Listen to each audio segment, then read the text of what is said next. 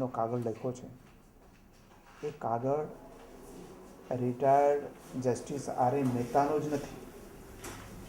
પરંતુ એ ડેઝિગ્નેટેડ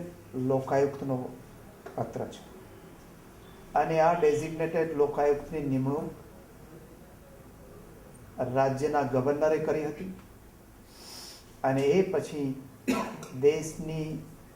સર્વોચ્ચ અદાલત સુપ્રીમ કોર્ટે એના ઉપર મંજૂરીની મોહર મારી હતી અને એ મંજૂરીની મોહર માર્યા પછી પણ રાજ્યના મુખ્યમંત્રી શ્રી અને રાજ્યના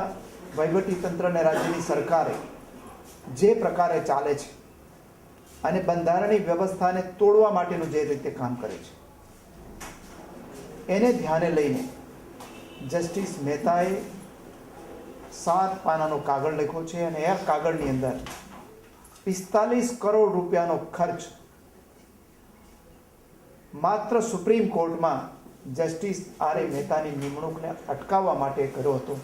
એનો ઉલ્લેખ કર્યો છે અને બતાવ્યું છે કે આટલો ખર્ચ તો આખા વર્ષના લાખો કેસોને ડીલ કરતી ગુજરાત હાઈકોર્ટનો પોતાનો ખર્ચ પણ નથી. અને જે રીતે ગુજરાતની અંદર ભ્રષ્ટાચારોના જે આરોપો મુકાયા એ આરોપો લોકાયુક્ત તપાસ ન કરી શકે એના માટે જે કમિશનરો નિમાયા છે અને એ ઉપરાંત જે પ્રકારે અડચણો ઊભી કરવામાં આવી રહી છે એ બાબતે વિગતે ચર્ચા કરી છે. એટલે આ આરોપો કોઈ એકાદ વ્યક્તિના નથી, ડેઝિગ્નેટેડ નિમણૂક પામેલા લોકાયુક્તના છે. મુખ્યમંત્રીશ્રીમાં શરમ છે જ નહીં, પણ જો થોડી ઘણી પણ શરમ બચી હોય એનામાં તો એમણે તુરત જ રાજ્યપાલ અને લોકાયુક્તની માફી માંગવી જોઈએ અને પોતાના પદ ઉપરથી હટી જવું જોઈએ. અને જો ભારતીય જનતા પાર્ટીમાં પણ થોડી ઘણી શરમ બચી હોય તો એમણે પણ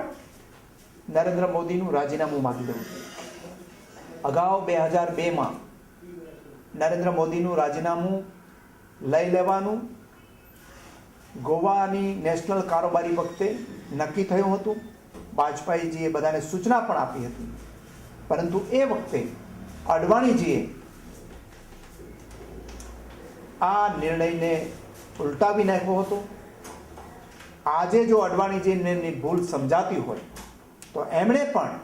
ખુલ્લામાં બહાર આવીને નરેન્દ્ર મોદીનું રાજીનામું માંગી લેવું છે.